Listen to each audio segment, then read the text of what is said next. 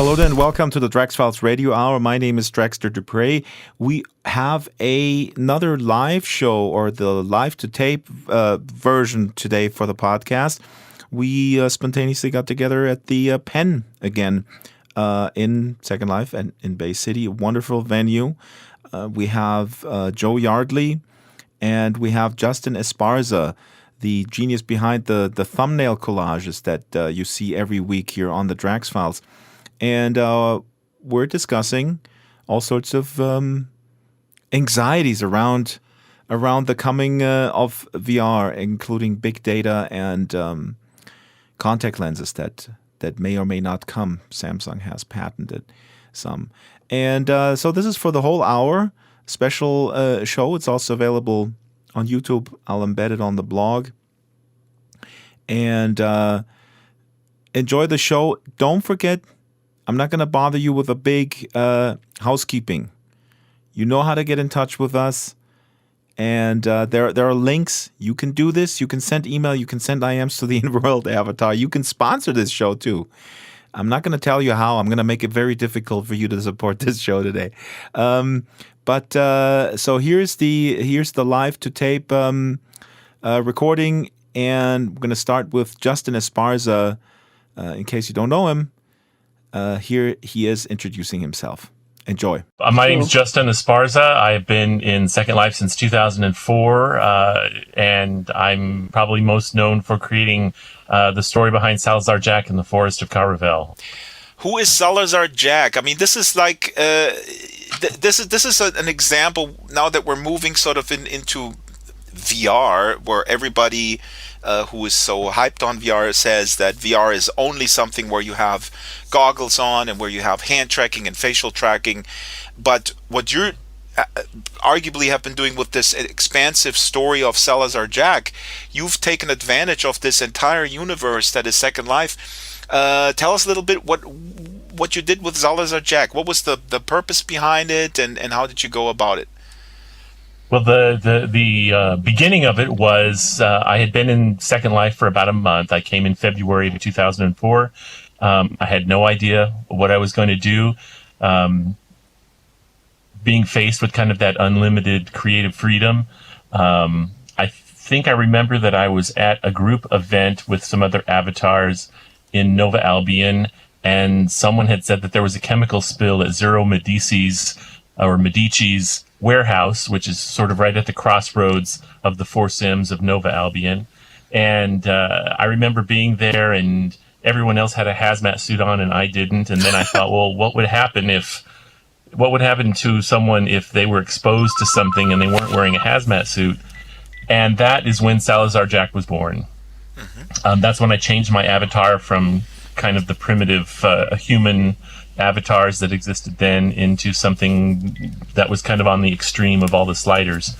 And from there, I just kind of started building his story, really taking a cue from the restrictions and the constrictions that the Lindens had placed on us in terms of having to choose a name, in terms of if he had relatives, they had to be named with the names that were available at the time, and it just that's right. We had last kind of names, yeah. And so you created a universe of role play with characters, and people were able to join that universe. And we'll link to all this stuff because to me this is still an example of, and we're going to talk about the state of VR today. But as we're moving into this sort of new hype cycle of VR. The story of Salazar Jack and the possibilities that SL afforded you to create that is something that I think, and I'll get you guys' opinion on it, is a little bit lost right now at this juncture, where everybody seems to be obsessed with visual fidelity of goggles and pushing very sort of limited experiences forward vis-a-vis the big metaverse idea. Justin, how do you feel about this as you're looking at the ecosystem right now? We have the HTC Vive is there. It's backlogged. The orders. Oculus Rift is out there. We have gloves. I'm gonna be mentioning Samsung has a patent for contact lenses. So you got all this stuff, and you got cool little games, but do you have the metaverse? Or is that even something? I don't know. I ask that question almost every week, but I haven't asked it to you. And I know that you've also checked into High Fidelity, which could be the next metaverse. High Fidelity, made by Philip Rosedale, approaching open beta. So what are your thoughts about importance going forward? That some sort of a big interconnected universe is created. Well, it's certainly a very exciting and wide open time right now. I think one of the first things that hits me is affordability. How much is it going to cost for people to participate in this arena of VR? And one of the big divisions I see at this point is, having to choose, if you're even able to dip a toe in, right, having to choose between a smartphone-based VR experience or a PC-based VR experience. And then there's a third probably with consoles, and I'm thinking of PlayStation and the Sony Morpheus right now. Thank you, Justin, to bring up this affordability thing, and I'm going to let you speak. I just got. Well, it's such a practical thing. It's really that's really where the rubber meets the road. Exactly. Because right now I don't even own a smartphone because I still haven't been able to justify to myself yet the need to get one. Yep. And for people who have one as Joe part loves of their that. lives. And maybe they also have a console, or something, or they've got a PC that if they're a gamer and they've got a PC and they focus on that. But to get into VR, you're adding the headset now, and that's a whole nother thing. So, it really starts to get to a point where the average person may not be able to afford all of that stuff and might have to choose between them. Exactly, and that is such a good point, because in that sense, we're almost moving backwards, I feel, because Second Life was able to democratize these tools. And I am a broken record on this. We talk about it every week. But it's so important to point out. And right now, we're again creating sort of a rift, pun intended, between the rich and the poor. Or Don't get me started with puns, or I'll be right there behind you. No, please do. Please. I mean, I love puns. But Joe, to be go ahead. fair, Drax, you to run Second Life, you need a pretty good computer as well. Yes. And if you want to run it properly and have it look the way it should look, you need a computer that's quite buffy. Yeah, but you can be on board within a world that enables you to communicate with others, just like you have sort of a landline phone that is subsidized in the US. You can get a phone basically for free if you qualify. Let me finish that thought, because I'm doing a story now about the nonprofit commons. It's going to be out in a week, and there's a lot of people in there, and we filmed in real life, and a lot of these people don't have those machines, but they're part of this large group of nonprofits, and they built their own offices and such. That's what I mean. And now you see demos, and I see, it just got the HTC Vive, and I just unwrapped it. Look how cool this is. I can paint in midair. And so it really resonates to me what Justin just said. Yeah. See, nobody's talking now. I can go on. No, you killed the conversation. Well done. Let's all go home. Joe had said something that I was going to add to, and now I've totally forgotten what she said. What did you say? Money. Oh, money. Because you have to buy a pretty good computer. Oh, yeah, good computer. I was going to say that right now, not a $1,500 computer. I'm using my little Mac Mini right now to be in World. There you go. And so, that's a Mac though, so it's quite expensive for what I've got. I could get a PC that does better for cheaper, which I do have. Osprey, Therian's old PC, sitting over there, but it won't boot up for me right now, so I've got to get that fixed. But the Mac Mini, with its really limited graphics, I'm sitting here with all the graphics set to low, and it actually still looks pretty good because of the nice texturing in here. Thank you, Marianne McCann. And I was thinking that this computer that I'm using now, this Mac Mini, does a decent job for like still photos. If I set them up with all the settings turned low, take a snapshot and then turn them all up high right before I take the snapshot. It works great for that. Some real rudimentary machinima, just to kind of play around with, but I haven't really gotten into machinima yet because I don't have a good system to do it with yet. So but there that is a plays right into the whole VR thing. Yeah, but what you're saying, I mean, there's still a difference between that you're able to use the Mac Mini to have an experience and to be at the table vis-a-vis an Oculus approved PC, which is 1500 and up. And actually, we have a Jesus PG in the stream on YouTube saying, I had many friends who wanted to give SL a chance, but they simply couldn't because it was too taxing on their system. I would argue that really changed. So they improved that quite a bit, and you can just uncheck the advanced lighting model. So I think and it really depends on what your your activities are. Because if you just want to sit here and talk with people and have a fairly decent view of everyone around you, immediately around you, then a cheap PC with low graphics, I think it does fine. Right. I agree. Let me acknowledge we have a whole bunch of viewers on YouTube, which is awesome. This is a live VR show as far as I'm concerned. Gunter, I'm trying to get that guy from Gunter's Universe and the other guy from the Foo Show in here. What's his name? Will Smith. They do, of course, a proper VR show with hand controllers and Oculus because, they have thousands and thousands to shell out. We don't have those. And thanks for coming. I just saw that. Go ahead. I just saw that Facebook social VR video. That's what we're going to talk about. We're going to talk about, and Joe has already formulated her thoughts on it. Here at the Pen in Bay City, we have a bunch of people. Please identify yourselves in the chat. I recognize Silas. I don't see names. I recognize Silas, Chris, Marianne, of course. There's a few folks. Uchi is blue, so I didn't recognize her. And who's the gentleman sitting there? Oh, blue, that's good. Here is Rock. No, Uchi, I've seen you where you weren't blue. But anyway, Justin, you have visited High Fidelity. Can you tell us how was your experience? I heard through the grapevine, actually I heard from Kaitlin Meeks, who works at High Fidelity, who was in Second Life, under the name Lemon Drop Serendipity, and she makes content, and they're approaching open beta. But what was your experience with High Fidelity, which arguably could continue the spirit of Second Life, in the sense that people can participate without shelling out all that dough? Well, I really the time that I was actually in was probably quite a few months ago, and it was a very primitive experience.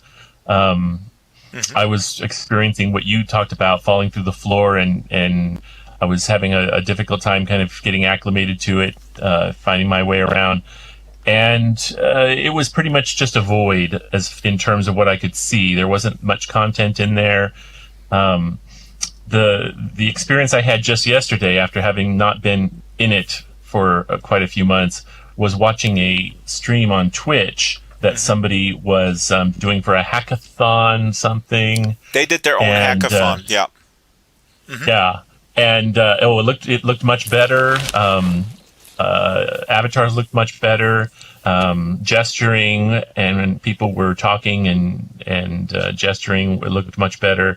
So I'm excited to get back in there again with a presence. And log in and experience it firsthand again now that things are quieting down a little bit with my own busyness. But again, I mean, so that's kind of my limited experience with it. Right, and you saw it on Twitch, obviously, from people who are experts, because I was in there last week and I was still falling through the floor. And on one PC, the domains... That's 'cause you're fat. I was like crashing through the floor. It's still cumbersome, and it really reminds me of right now how Second Life probably felt to a lot of people, and maybe still feels like people, they see all sorts of cool stuff online, really cool, awesome machinimas like mine, and then they go in world and they can't change a shirt. So I think Philip Roster has to put pedal to the metal in terms of High Fidelity to be interested, because now let me go to Joe here.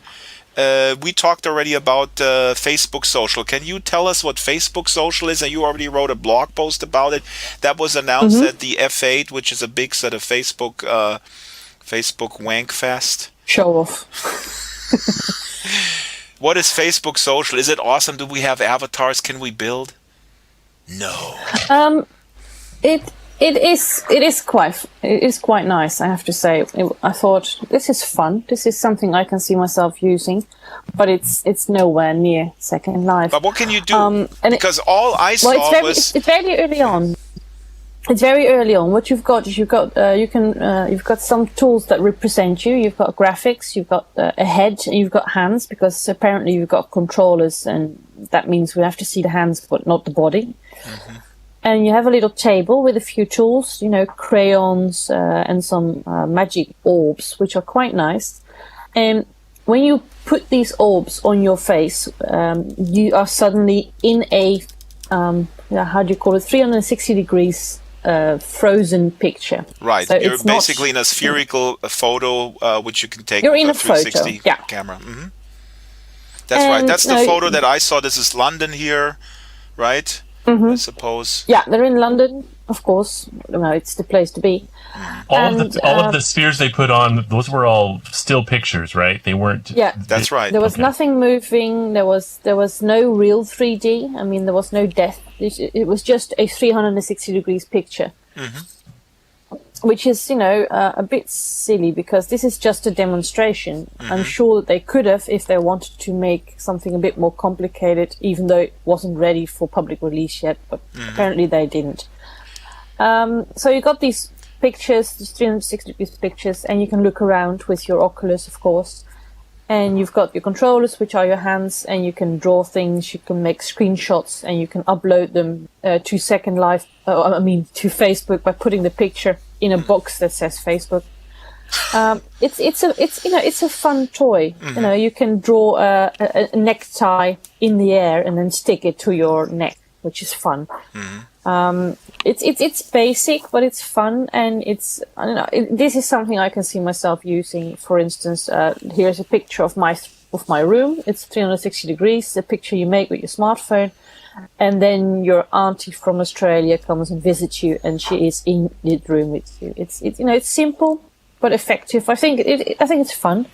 Joe, those interactions that the avatars had with each other are what really blew me away in that demo. Yes, absolutely. So what kind of interaction do they have? What kind of interaction? Describe. Well, I noticed that when the second person who did not have the more customized avatar was looking for a way to change his appearance, and the first avatar who had a little bit more customization done, I think he had a little goatee and glasses, and I think he gave a quote-unquote mask to the second avatar, and the second one took it, and then like the still 360 degree sphere video, he took that mask and put it onto his own face, and then that more customized avatar became his appearance, his facial appearance. And so that was, really cool, number one. But number two, when they were drawing ties and bow ties for each other, and I think one of them drew a tie and put it on themselves, but then the other one drew a tie and put it on the other avatar. Yeah, that was really interesting. And I thought, wow, I mean, that sort of interactivity is something that, had we had that in Second Life, can you imagine being able to help someone adjust their clothes or help with their hair by having them sit down in a chair in your barbershop and just kind of work their hair for them? Mm. I also think that the heads, the heads themselves are drawn on. They're wearing glasses and he's got a goatee. I think those were just drawn on with one of those pencils as well. Gotcha. That would be a lot of fun as well to do in Second Life. I was just going to say that in high fidelity, that is a functionality that's also possible. And the last interesting. The last video that came out of high fidelity is where people were actually hugging. The avatars were able to hug, and those were two people in separate rooms, one with a Vive and the other one with an Oculus. So that stuff is working on that end. So I just completely destroyed high fidelity for Joe. So like hugging is mandatory. That's the first thing they do when they create stuff in San Francisco. Can I hug? So Drax, are you saying that are you able to fiddle with somebody's appearance? Yes. In high fidelity in a similar way? Yeah, I saw it with adjustment of hair. those types of steps in avatar interaction are going to be huge. Exactly. So that is absolutely crucial. And I just want to say for the record, because maybe we have a new guest. Hello, please have a seat. Thanks for coming. And you guys can type in the chat if you have questions or if you want to chime in with the panel here anytime. Please don't use voice, but type it in chat. I'm very enthusiastic and thrilled about all these things. And as a matter of fact, I put something in our run sheet today about 360 cameras because I bought a Ricoh Theta 360 camera, and it is really, and I'm not changing the subject matter because I think when you look in the future, this the Ricoh 360, the Ricoh Theta S, you just put it down and it records obviously a spherical video that you can put on YouTube as is. I'm going to link to a demo where we played ping pong on our blog, and you can see it, and you can cam around, and you see the kid playing with the girl, and I'm sitting on the sidelines drinking White Russians.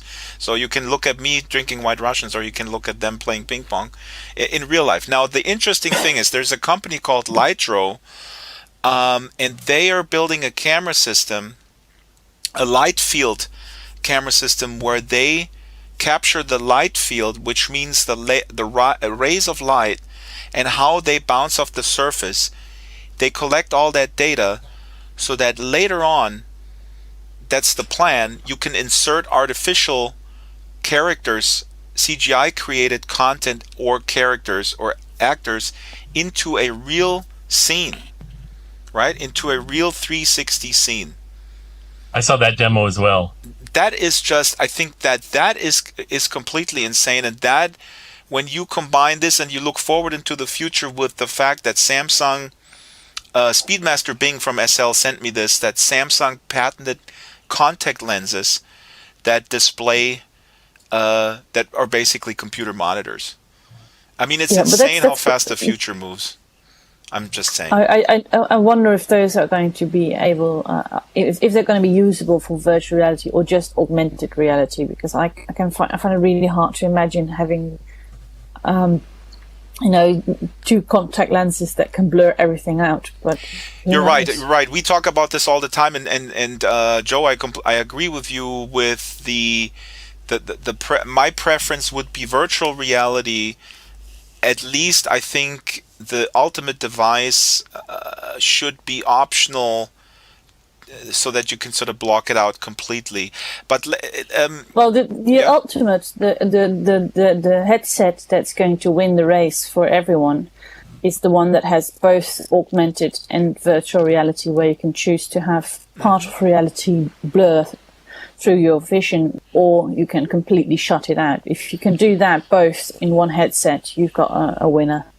The major headsets have that capability but of course they're still bulky, and you wouldn't want to be caught in the subway with them. I mean, I think if the contact lenses have that, they're quite huge, and they also they need some sort of camera to project what's outside of your headset onto the screen. Mm-hmm.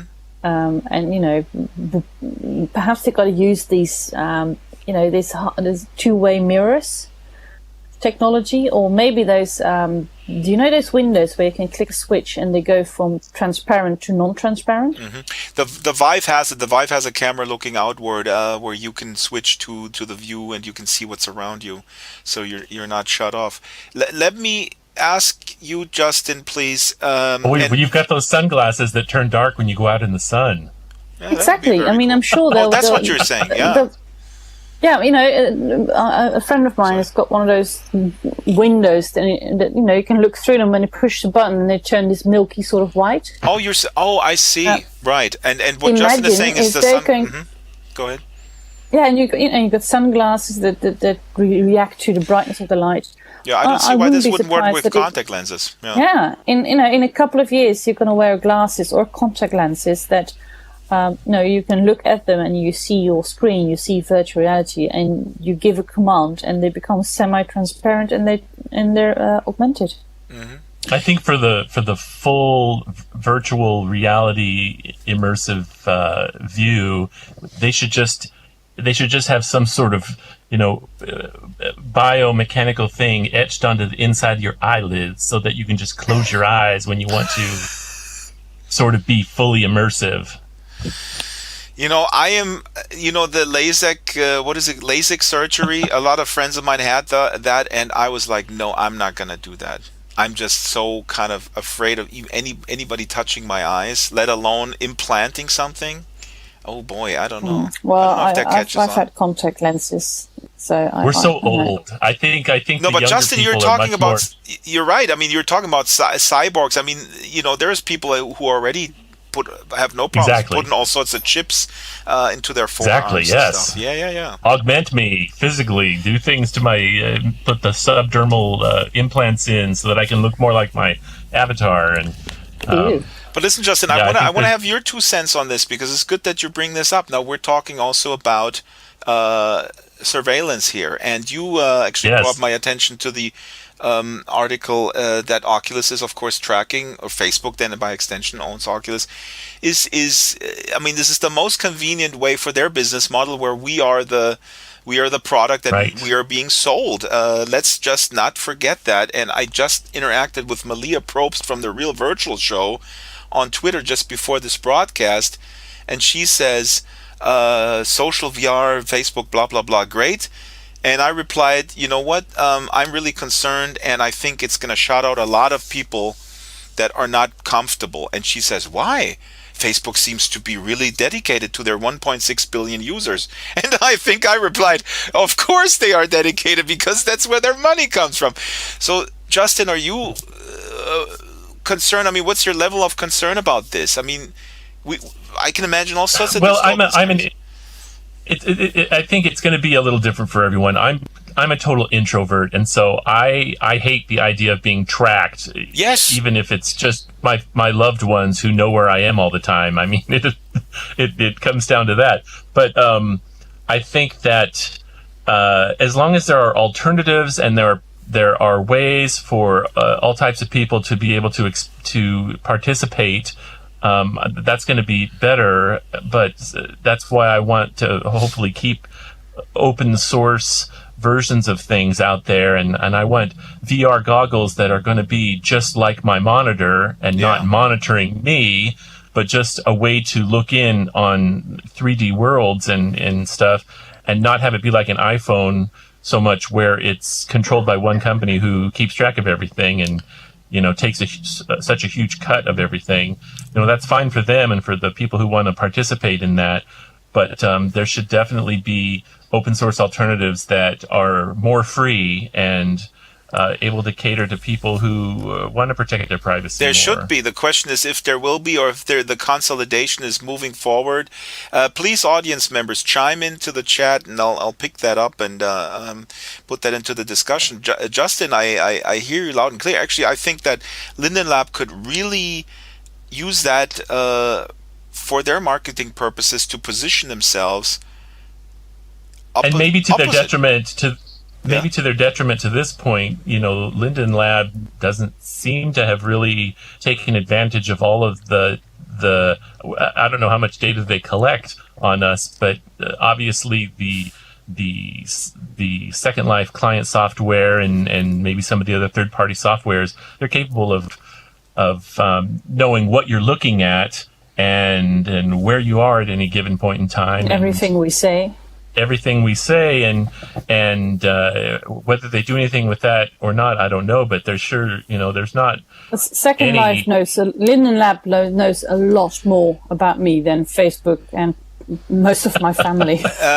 But they don't use that data in the exact same way that Facebook or Twitter does. No, it's not their business model. This is really a significant difference. The Facebook business model is to use that data and to sell it to advertisers and possibly other people, maybe governments, if they put enough pressure on it. There's instances I'm going to find out. I'm going to look at these articles. Google and Yahoo in China back in 2007, they were under a lot of pressure. There's a lot of stuff that is very, very worrying. Aral Balkan calls this surveillance capitalism. Linden Lab, of course, has data from us, but they have a different model. They monetize with sales tax and land and all that, and who knows what they're going to do in Project Sansar. But I would be hard pressed if they would be, I think, incredibly stupid if they don't realize how important the pseudonymity of their users are. The fact, or Justin, what you're describing, you don't want to be all out there in front of everybody. Well, they clearly aren't using it, because if they would, I would be seeing lots of schnapps advertising everywhere, and there isn't any. Because that's probably one of the words I use most in my chat logs. Tiffany, and I would be go ahead. I would be seeing Dungeons and Dragons and Wizards of the Coast and Critical Role themed everything, because that's where my focus has been a lot for the past year or so, for hobbies and stuff. But I feel so it's such a comfortable feeling in Second Life, just because there's not all of that baggage, having to be pushed into your face all the time. And I think there's going to always be a market for that. Absolutely. But I think it won't be probably as big as the markets for something like the Facebook model or the Twitter model, just because of the way that those have already been integrated into people's lives. Because that's what they push into people's lives like that. I mean, this is what they need. This is what it's based on. I find, and they've made it very convenient for the average person to stay in touch with friends and family, and made it simple and easy to use, and at least to a certain degree. Obviously, there's things like privacy settings in Facebook, which you kind of have to really dig into to get a grasp around if you want to have any sort of control over it. Yeah, but this is also a good thing for Linden Lab, because as long as Facebook keeps offering a very basic and simple and easy virtual reality world to use, Second Life and Sansar will always be those worlds that have a little bit more to offer. They say, you can do all that with us as well, except you have absolute freedom. And I think we may never get that with Facebook. Absolutely not the way we have it in Second Life. Yeah, and we just have to hope and pray that Sansar is going to have as much freedom as Second Life. Like I said, I don't think they're that stupid to realize that this is a large part of their potential audiences are people who want that type of agency over identity. I just want 1920s Berlin. If I can do that in Facebook, I might try it. But until then, I'm sticking. Anything else that stuck out for you guys from the Facebook social though? I mean, what else was compelling about it? I think the other thing that occurred. Oh, go ahead, Joe. No. I just want to say that it wasn't as exciting as I hoped. I mean, it had a few cool gadgets, but visually speaking, it was very lukewarm. Real quick, before we go to Justin, Uchi says she doesn't do Facebook, and Tiffany here in the audience says the World Wide Web has cookies, Second Life has telepresence. These are different technologies. Jump to telepresence is that you are there while you are there. It's a big difference. Surveillance technologies are a huge and growing field. I encourage everyone to read Rainbow's End again, where it's about the Internet of Things that we're moving towards. And Justin, like you said earlier, you don't want your monitor surveilling you. My dad's television is surveilling him. I don't own a television, and he goes on and on about, oh yeah, and the Samsung television always knows what I'm doing, and I don't like that. And I said, well, why did you buy it? So very soon the fridge will know what we're doing. Everything will know what we're doing, and Facebook will get a cut when we buy a quart of milk in Face World while we're immersed. Well, you can always lie, because right now Facebook thinks that I'm a 93-year-old German woman. Okay, Joe, I know you say this almost every show, and I think you have a very good point, but at the same time, seriously, they know where you are connecting to Facebook from. They have a lot more metadata that they could defer from combining that. And I know you have also a real-life Facebook account, so they know that this is the same IP address, so I don't want to blow your bubble, but they probably... but you can mask your IP address. I know, there's certain things I used to be a secret agent. Okay. Oh, I know what I was wondering about. At 93, you're working in World War I. I know that. Okay, Justin, go ahead. The first thing that I thought about was it's so funny how when you think about age and in Second Life, I'm quite a few different ages if I think about some of the other avatars that I have and some of the backstories to them. Whoa. Can you still hear me? Yeah. Oh, I blacked out for a second there. Sorry. Too much drink. It's like I fainted, but my monitors went dark, and then I could still hear you. Oh, now they're just hacked into it, dude. Some Linden just hacked into the feed. That reminds me of when Salazar Jack and Marianne McCann, who happens to be in the audience, Marianne McCann is in the audience? Oh, there she is. I think so. I thought I saw her. I know. Yeah. There she is. Salazar Jack and Salazar Jack had built an explorer's base, kind of riffing off of the Magellan Linden thing, over in the Bay of Space Pigs on the mainland, in the Bodega, in the Bodega region. And one day the sim was restarting. It would wink out and turn into a void, and then all of a sudden it would appear on the map again. And when you flew over there and stood outside the sim border, you could see it disappearing and reappearing.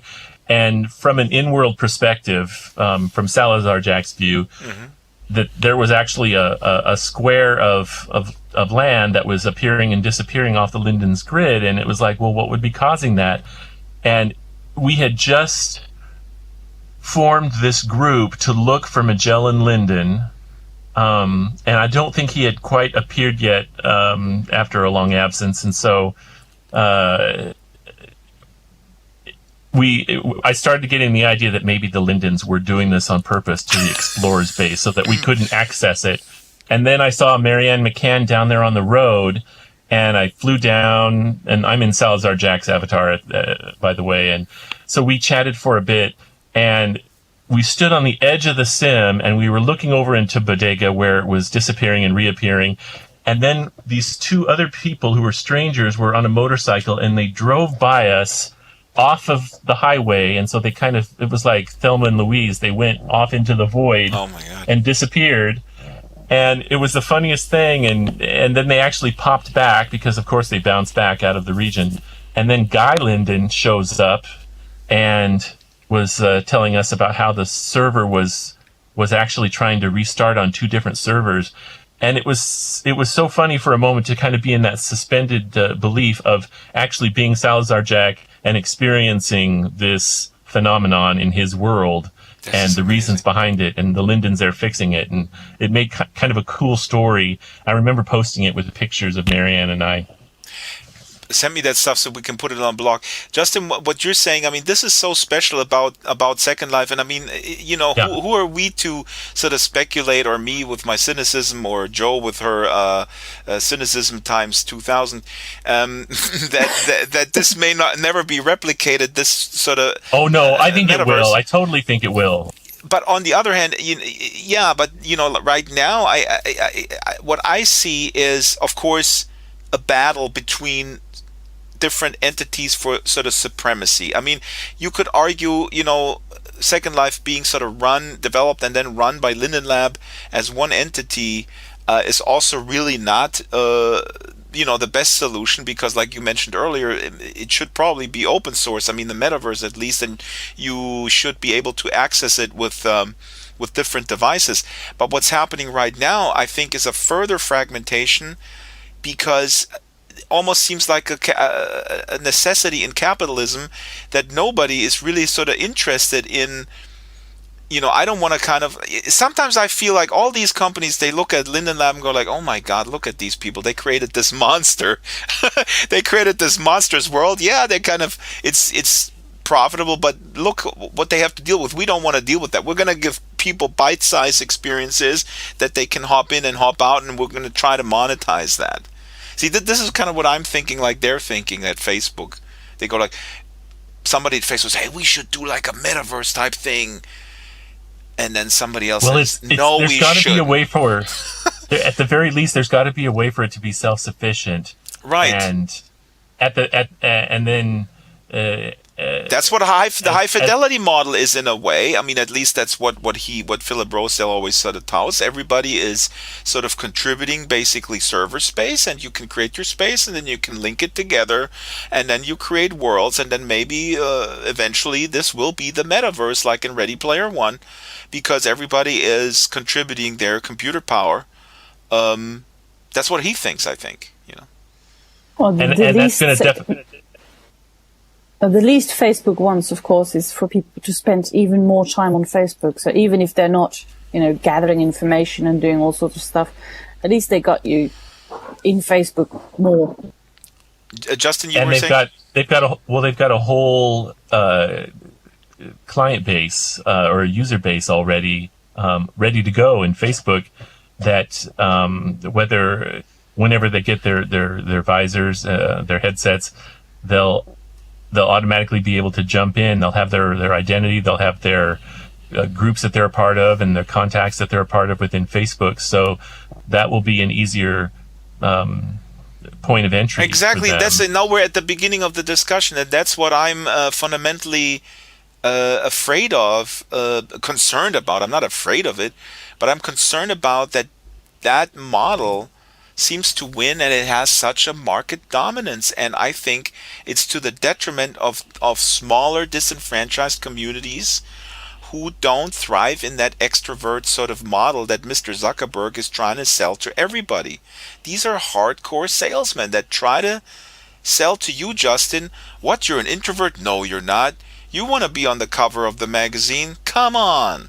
You want everybody to know what you ate for breakfast, don't you, Justin? And then you say no, and then they say yes, and then they say yes in your sleep with subliminal messages, and next week, Justin, you will wake up and go like, yeah, there, Zuckerberg is right.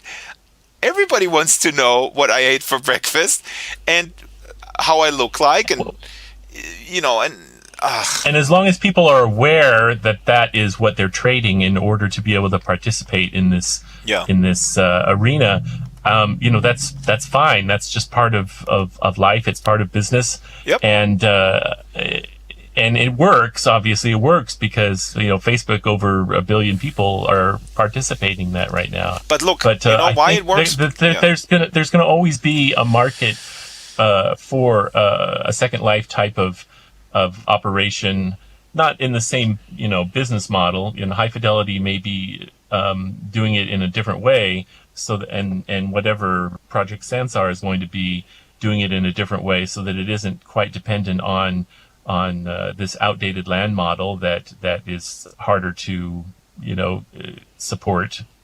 Sorry, I'm gonna interrupt here because we got to get off this topic because we've been talking about this for some time, and keep rubber banding back into it. It's true, but it is so prevalent, and what you're saying is absolutely correct. Of course, I was gonna add, you said something important. As long as people know what they're doing, what they're dealing with in terms of the business model, and one would imagine that people know.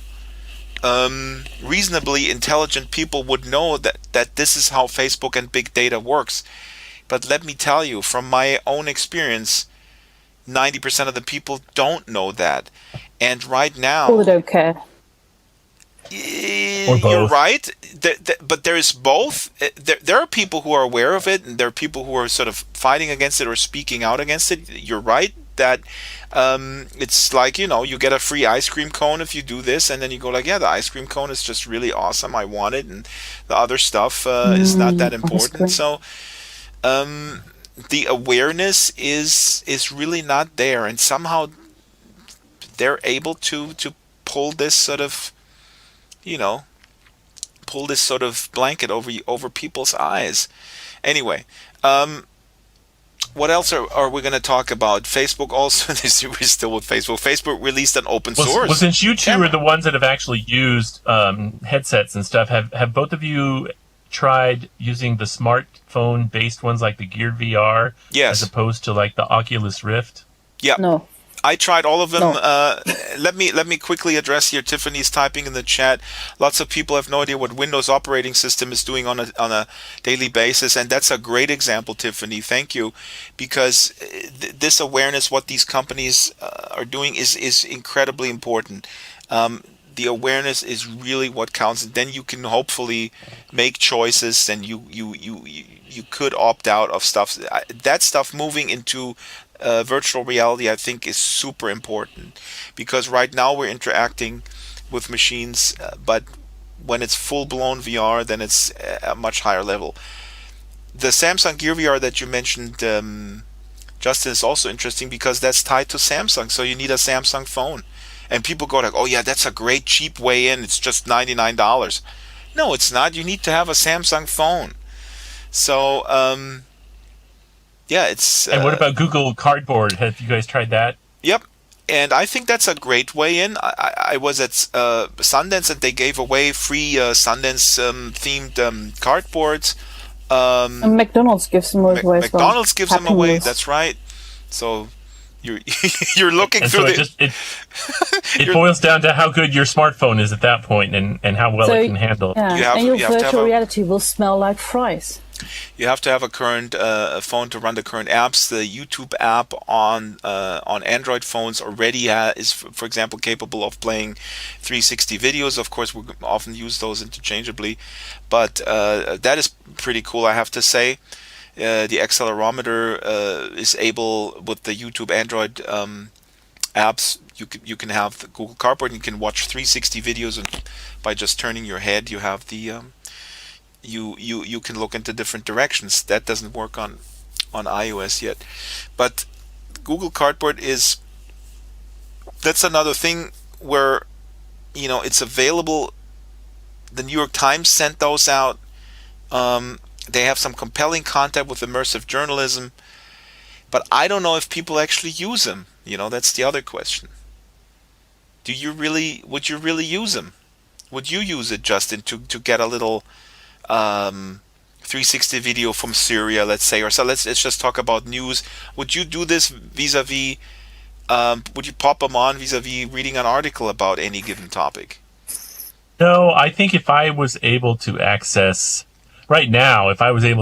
Second Life with a smartphone-based VR system, that would be very compelling for me.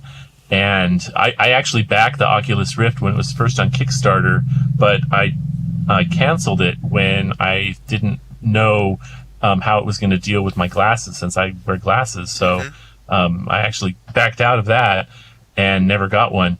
But I think at this point, being able to access Second Life would be a plus. I think if it allowed me to also access Hi-Fi and the future Sansar project, that would also be compelling for me, but that would be about it for me at this point. There are a few games that are coming out that I was really interested in using VR for, and that might make me go for something more like an Oculus Rift or an HTC Vive, or start looking at some of the more dedicated VR systems at that point. We have a new abduction game is one in particular, but right now I don't really feel compelled to jump in yet. One of my questions about... Justin, real quick, I'm going to interrupt you because we have bad sound. Maybe you can toggle the switch real quick. Justin is making an important point because I think, and that's discussed in all other forums, is that the content really will propel this stuff forward or not. It's funny, on Reddit I read some gamer forum. They said, oh yeah, you know what, the Oculus is cool, it gives you like 2 days worth of content. And I go like, oh my god, these people are hardcore. Right? That blows my mind so much about Second Life, is that there is so much content. Yeah. Obviously it's been talked about that you will never see it in your lifetime. That's right. There's so much. And that's why I think, again, I mean, it goes back to, I think Linden Lab is just really well positioned moving forward with Project Sansar, if they enable people to make their own stuff, because people need to be at the table. Not only because I think democratizing these things is just awesome and makes people feel good, but also just to create the content. By the way, Marinos Thunder L sitting here in the background, he has an Oculus Rift on. I don't know what he's like zoning out on. You should listen to us, Marinos. Joe, you where were you going with your thoughts there? Well, I'm looking forward to having one, but I'm not looking forward to spending lots of money on it. So I'm just going to wait a little bit. I need a new computer first. But yeah, I think I'm going to be using it a lot, and not just in Second Life, but also in games. I'm one of those hardcore gamers. I'd love to have one of those headsets as soon as I can afford it. Actually, a couple of hours ago, as we're playing this live, the first VR surgery was live streamed in 360 video. Yes. I'm just throwing this out there. So people could pop on their devices and could witness live surgery that was basically captured and then live streamed with a 360 camera. And it's things like this that is going to bring virtual reality to the masses. And not just, of course, an operation, which is something most of us are not that keen on. No, I don't want to see blood. But look, Joe, but the 360 video, I can watch that. Speeches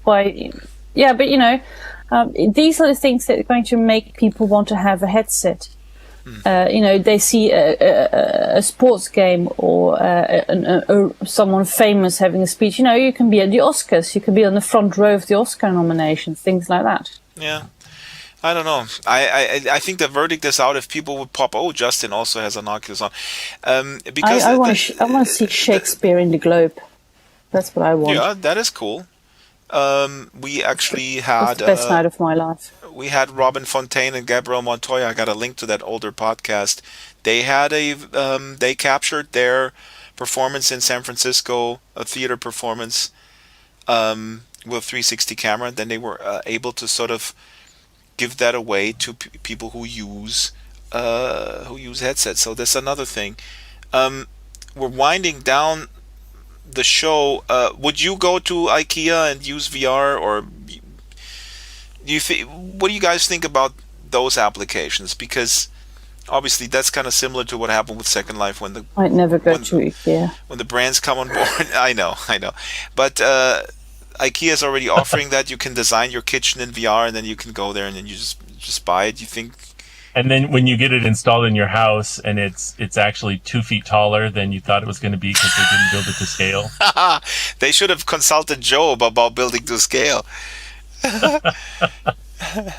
I just had an experience purchasing shoes online for the first time, and one pair fit perfectly, but I'd had a pair before, separated by about 6 years from the same company, and the fit was perfect and it was great. And then I tried another pair of shoes from a different company, totally didn't fit at all, and had to send them back. And it's quite a hassle as compared to just going into a store and trying shoes on and buying them right then and there. Exactly.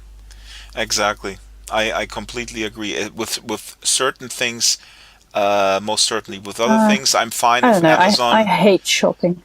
Yeah, me too. I hate shopping with a passion. I think I'd rather buy something and have to send it back than having to go into a shoe store. I agree and disagree with clothing. I would buy everything online, but clothing is a different story. Tiffany in the chat says, don't forget Second Life was ahead of its time as far as 3D VR, partly why it still has issues. Lots of people are still dealing with the flat web and all of its ramifications. Tiffany, this is a good point. Joe and I are me more than you, Joe. I mean, but Joe, you are also pushing back sometimes on blogs when people are very, very sort of void of any kind of context when they talk about VR, and they ignore or trash SL. And then oftentimes I find myself in these little Twitter wars where people just don't even either remember what is possible with SL or dismiss it because it doesn't have hand tracking, like we said earlier. But a lot of people are not even remotely able to get that technology. Then on the other hand, nobody would have predicted that the smartphone would be in pretty much everyone's hands other than Justin's. And Joe's, I'm sorry. you know, It's I like have my 2 out little of 3 Samsung people here flip don't have a phone. smartphone. yeah, but I this have my is little Samsung flip phone, but I don't think they're tracking me as much as you could with an iPhone. Marianne likes to shop in world and see stuff in world. Just when you shop in the physical world, you go to the physical store. Any last thoughts? I do the same thing. Any last thoughts on this? We're not gonna see. We made this entire show. Sorry, I let you speak, Justin. But we made this entire show about and we didn't even mention Hamlet, Wagner, James Al once. This is pretty good. Well done. Well, you ruined it now. I just mentioned him. You mentioned him earlier as well. Right. Joe, Ruined. what about the article on Mashable where they say hopefully Facebook's social VR won't be like Second Life? What did the guy mean by that? What did he mean by that? That was awful. He used Second Life as an example of, you know, how virtual reality shouldn't work or how it failed. And it was it was a really strange thing to suddenly see that pop up in the article. You know, will it become another Second Life? Sort of suggesting that if it does, it failed, which was clearly an example of someone not having done his research again. I didn't get quite that same vibe from it, although I could see how it could read that way as well. But the thing that really struck out to me in that article was when it said that Second Life had zero social media. That's right. Thank you for quoting. Impact. Zero social media. I can't remember the impact. exact wording. And that really made me think about how separate Second Life is, and in some ways, and how it is not tied into all of the tracking and the connections that Twitter and Facebook are. So There's that. But there's also the part where individual users really take advantage of other social media to add to their Second Life experience or to promote their Second Life experience. So there is some social media impact from it. I think that zero impact is not accurate. And that was Justin Esparza. We went on for a little while longer talking on that live taping yesterday. I want to end here because the hour is full, but also really emphasize the point that Justin just made, the zero impact that was cited by the writer of that Mashable article. And the name escapes me, but I'm going to link to it on the blog. It's not that important who that writer is, but you might want to tweet to him your opinion because of the zero social media impact that we have. Anyway, I'll just let that stand. German television, Volle Kanne, is a morning show, and they, as I was informed by Joe Yardley on the live broadcast as well, has broadcast a little segment about Second Life, playing Peppa Cometta's beautiful machinima about 1920s Berlin. And it's about a 2-minute segment, I think, and it talks about Joe Yardley, mentions her by name, calling her Yo Yardley. And that Second Life is actually a place where people create their dreams despite sort of the non-reporting of major media. So this is a decidedly positive piece where the reporter says, hey, you can create your dreams in this world and you can travel back in time. You know what? And that's on German television in the morning, and there's absolutely no snark in that piece. And I was just really amazed, and I'm going to send them an email saying I have renewed confidence in public broadcasting. Anyway, we'll link to that as well on the blog. You can watch it. I'm also going to capture it just in case they take it down from the website, which they sometimes do after a while. German law is a little tricky in that regard. But anyway, that's want to end on this positive note. Peppa Cometa, beautiful machinima made. Joe Yardley's 1920s Berlin, beautiful community. And in that combination, it was broadcast on German television and was seen by probably close to 2 million people over breakfast. All right, that's it for the show. Thanks for listening. We'll be back next week with a very special live broadcast as well, live to tape from the Fantasy Fair 2016. Fantasy Fair is happening. Another way we don't make any social media impact because, of course, Fantasy Fair is just completely neglectable. Is that the right word? Can be easily neglected because it just makes absolutely no impact. With all the money that goes to Relay for Life and the American Cancer Society, who cares?